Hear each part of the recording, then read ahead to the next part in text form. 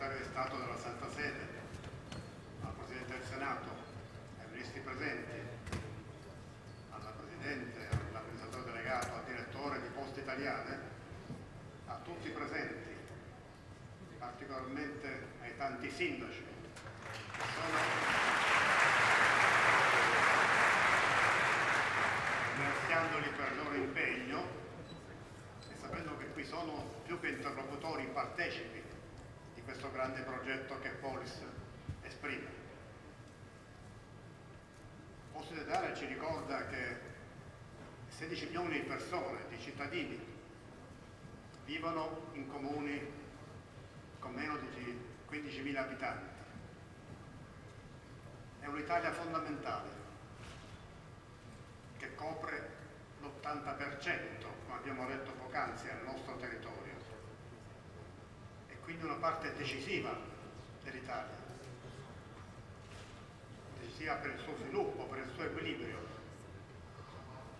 E in questa parte così importante sappiamo, come è stato ricordato anche da Bruno Vespa poc'anzi, vi è un crescente disagio per il ritiro dei servizi che si è registrato,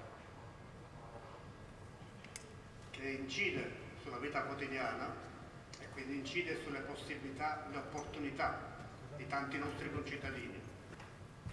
Si tratti di isole minori, di comuni montani, di piccoli centri delle zone interne, si tratta di una condizione, se proseguisse, si tratterebbe di una condizione, se proseguisse, di impoverimento del nostro Paese, di privazione di opportunità di sviluppo che, ripeto, impoverirebbe il nostro Paese.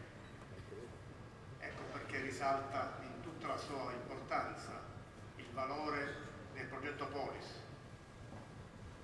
che intende offrire, come abbiamo visto anche operativamente, ai nostri concittadini di così grande parte dell'Italia la possibilità, avvalendosi della sua rete digitale, di utilizzare servizi che rischiavano di essere impossibili se non, come abbiamo detto poc'anzi, recandosi molto distanti.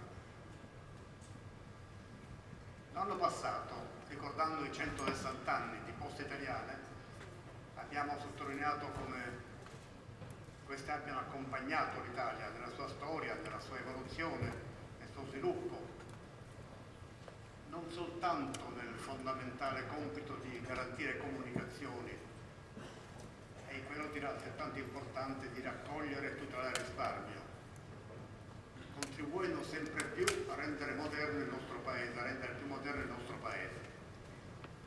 Questa è la scelta che fa Polis. Confermando questa vocazione, Poste Italiane offre una condizione ai nostri concittadini in tanta parte del resto d'Italia di avvalersi di servizi prima difficili da conseguire. E quindi questo progetto non soltanto importante come tappa del processo del Piano Nazionale di Ripresa e Resilienza, è importante come risposta alle esigenze del nostro Paese. Vi si affianca, abbiamo visto, l'utilizzazione, valorizzando del patrimonio immobiliare in Poste Italiane, anche qui con l'intento di contribuire a superare divari tra i territori del nostro Paese. Io vorrei ringraziare Poste Italiane per aver mantenuto l'impegno di conservare gli uffici postali, che sono in un piccolo centro, e lo sappiamo ben tutti, insieme al campanile, a casa del municipio, al medico di base, gli elementi di riferimento dell'identità.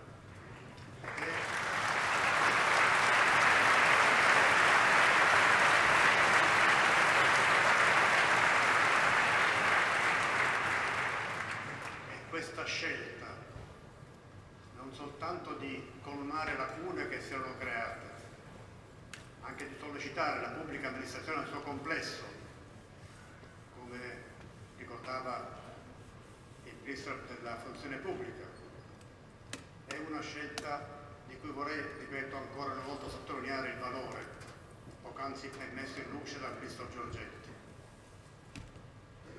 È la decisione, la determinazione che dimostra anche la possibilità di non seguire la deriva della riduzione dei servizi ai cittadini, ma al contrario di comprendere come la permanenza di questi servizi offre possibilità di ulteriore crescita sociale ed economica al nostro Paese.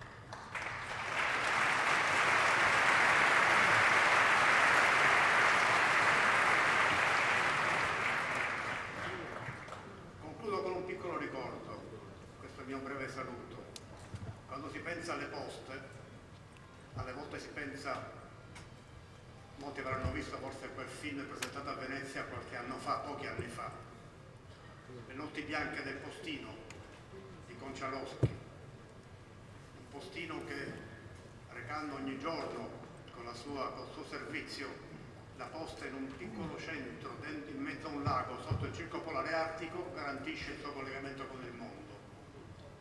Questa epopea, interamente tale, si è conclusa nel nostro Paese. Il mondo è cambiato, ma la vocazione poste italiane, tenere connessa l'Italia, si conferma.